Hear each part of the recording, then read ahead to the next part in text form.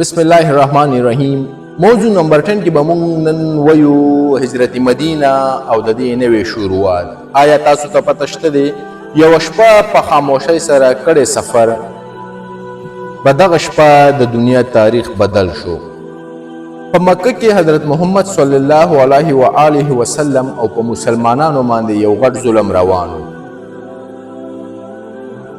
الله حکم وکړو پیغمبر ته چې د دې ځای نه وځه.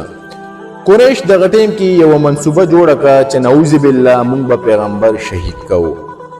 خو په دغه شپه باندې نبی صلی الله علیه و آله وسلم په خپله بستره باندې حضرت علي ته حکم وکړو چې ته ویده شه زما په ځای، او په خپله روان شو دغه ځای نه هجرت وکړو. په لاره کې حضرت محمد صلی الله علیه و آله وسلم او ابوبکر صدیق رضی الله تعالی عنه په غار ثور کې پټ شو. دشمنان د غار څوکې ته رسېدو والا وو چې د الله مدد راغو.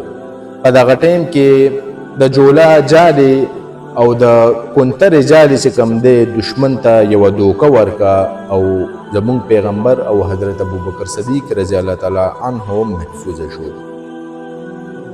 دغه ټیم کې حضرت ابوبکر صدیق رضی الله تعالی عنه فکر ظاهره کو پیغمبر ته، نو نبی ورته وویل غم مه کوه، بېشکه الله زموږ سره دی، د الله مدد موږ سره دی.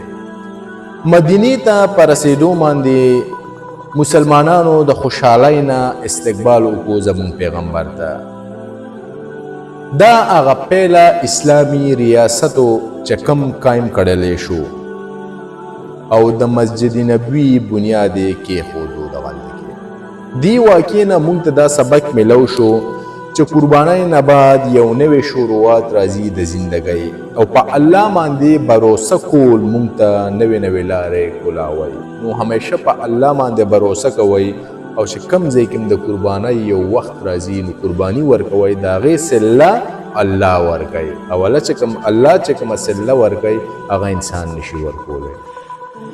که تاسو ته دغسې نور اسلامي معلومات یا هسټري باره کې څه علم اخیستل وي یا څه تپوس کول وي نو تاسو موږ ته کمنټس کولی شئ. انشاءالله موږ به تاسو ته ټول جوابونه په کمنټس کې درکوو. د تلو نه پهله زموږ چینل لایک کړئ، شیر کړئ او سبسکرایب کړئ. تھینک یو.